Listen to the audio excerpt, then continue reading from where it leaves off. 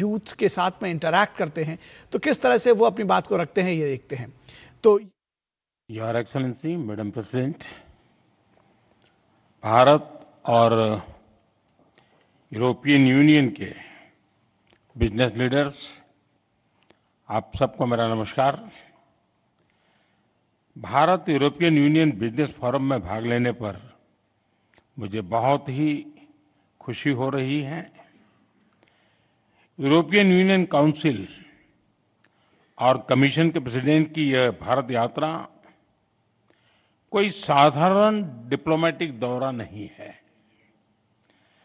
यह Bharat European union रिश्तों में एक नए युग का शंखनाद है।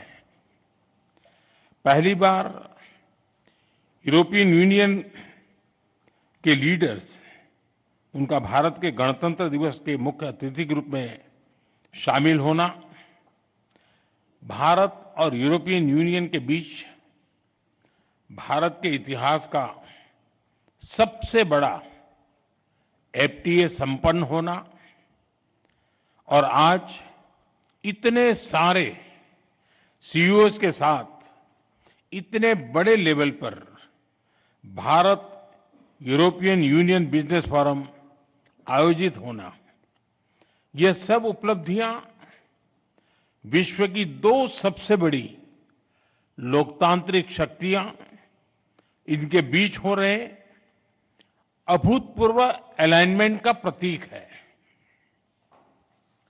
फ्रेंड्स, यह अलाइनमेंट कोई एक्सीडेंट नहीं है। मार्केट इकोनॉमीज होने के नाते हमारे साझा मूल्य हैं।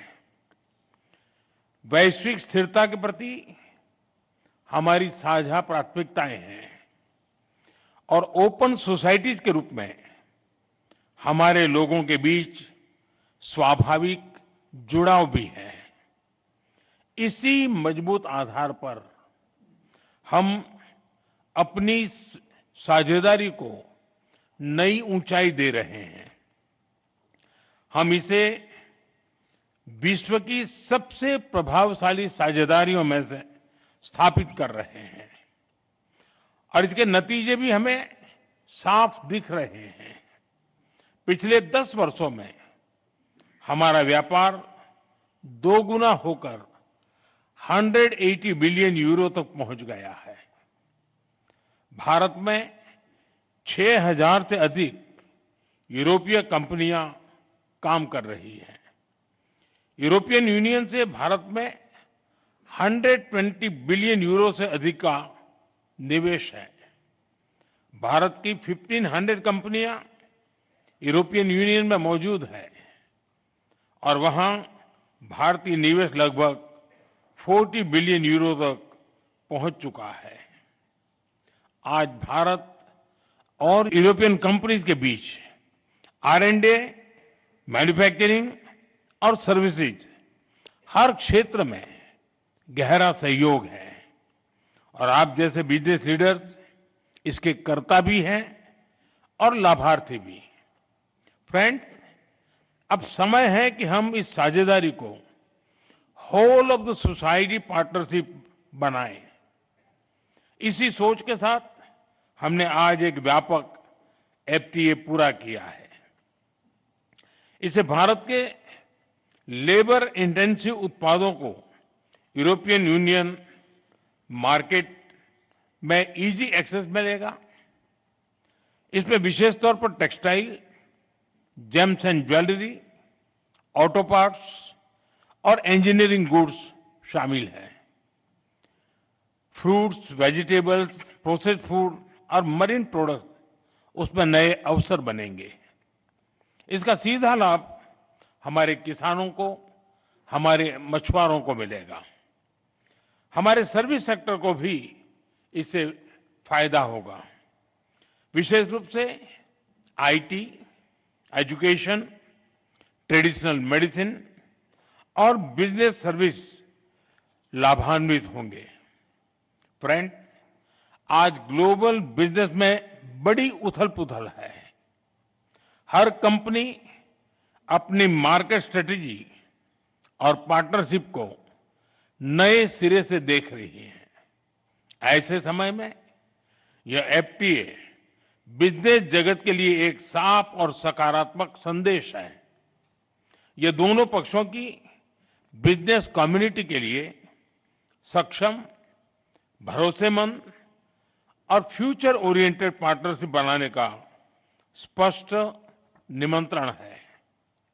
मुझे पूरा विश्वास है कि आप सभी इस एफटीए के अवसरों का पूरा लाभ उठाएंगे।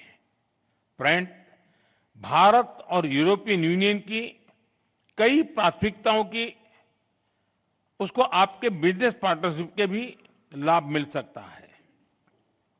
मैं इस संदर्भ में 3 प्राथमिकताओं की बात करूंगा। पहला, आज विश्व में व्यापार, टेक्नोलॉजी और क्रिटिकल मिनरल्स को वेपनाइज किया जा रहा है।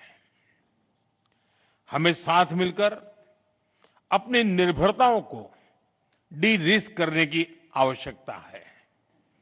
क्या हमारी बिजनेस कम्युनिटी मिलकर ईवीज, बैटरीज, चिप्स और एपीआईज में बाहरी निर्भरता घटा सकती है? क्या हम भरोसेमंद सप्लाई चेन का साझा विकल्प खड़ा कर सकते हैं? दूसरा, भारत और यूरोपियन यूनियन दोनों का फोकस डिफेंस इंडस्ट्रीज और फ्रंटियर टेक्नोलॉजी पर रहा है। मेरा आपसे आग्रह है कि आप डिफेंस, स्पेस, टेलीकॉम और एआई जैसे क्षेत्रों में साझेदारी बढ़ाएं। तीसरा, एक क्लीन एंड सस्टेनेबल फ्यूचर दोनों की प्राथमिकता है।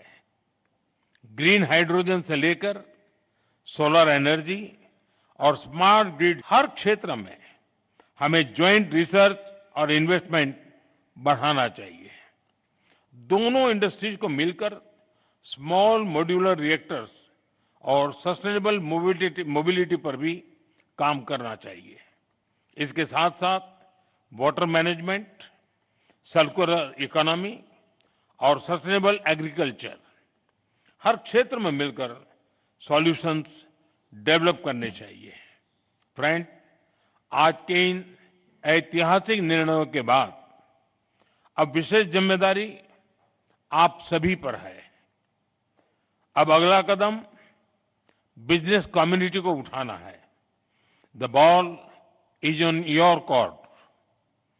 आपके आपसी सहयोग से ही हमारी साझेदारी, ट्रस्ट, रीच और स्केल मिलेगा। आपके प्रयासों से हम शेयर्ड प्रॉस्पेरिटी हासिल कर पाएंगे।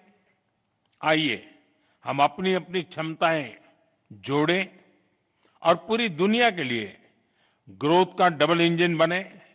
बहुत बहुत धन्यवाद।